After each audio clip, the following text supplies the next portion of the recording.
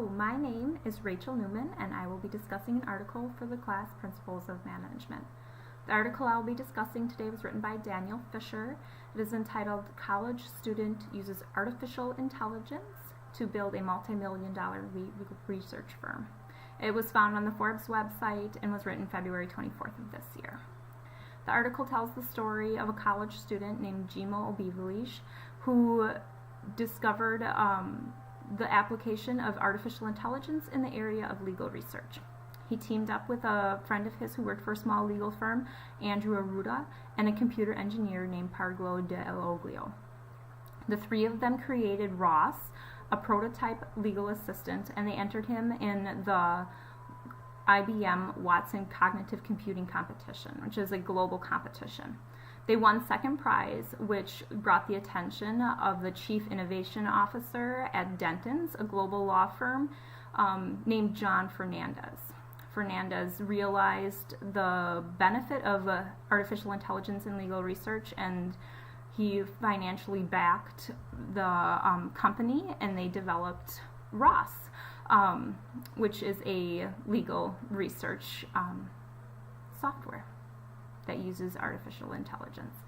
So the article discusses a lot of topics that we have learned about in class, and one of the topics was discussed in Chapter 8, and it's how companies deal with information overload and how that affects integration. So there are a couple options when dealing with information overload, and one is to eliminate information, and obviously in the legal field, you can't eliminate information. They need that information for their cases. They need to have the court verbiage from previous cases in order to justify their cases that they have now. So the option then is to process the information more effectively, and that is something that Oglio accomplished with Ross. So at that time, you're eliminating the wasted time, and the wasted legal expertise that they were spending on research that was very slow and archaic. So now those law firms are better able to realize their human capital because you have their people being used to work on cases instead of bogged down with research. Another topic that was brought up is entrepreneurship, which we learned about in Chapter 7. Obviously, Obievilish and his partners were entrepreneurs, and they saw an opportunity. They took advantage of the opportunity, they took their risks, but they were well thought out and well planned. And then finally, some of the topics that were discussed in this article we learned about in Chapter 17, dealing with technology and innovation. So Obievilish was very advanced in technology. He understood it very well, but he saw a niche. He innovated it. He saw an application for the technology that hadn't been seen before.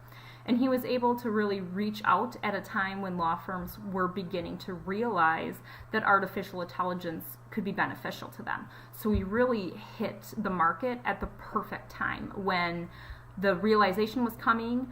People were starting to realize it, but not quite there yet. So he really capitalized on that momentum and that moment, that timing.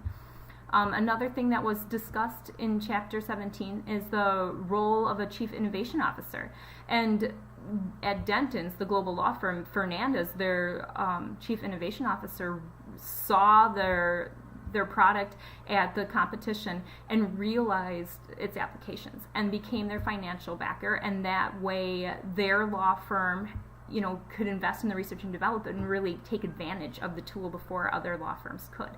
At this point, many law firms support them. They have a great foundation for their business, and they are starting to expand their research into other types of law.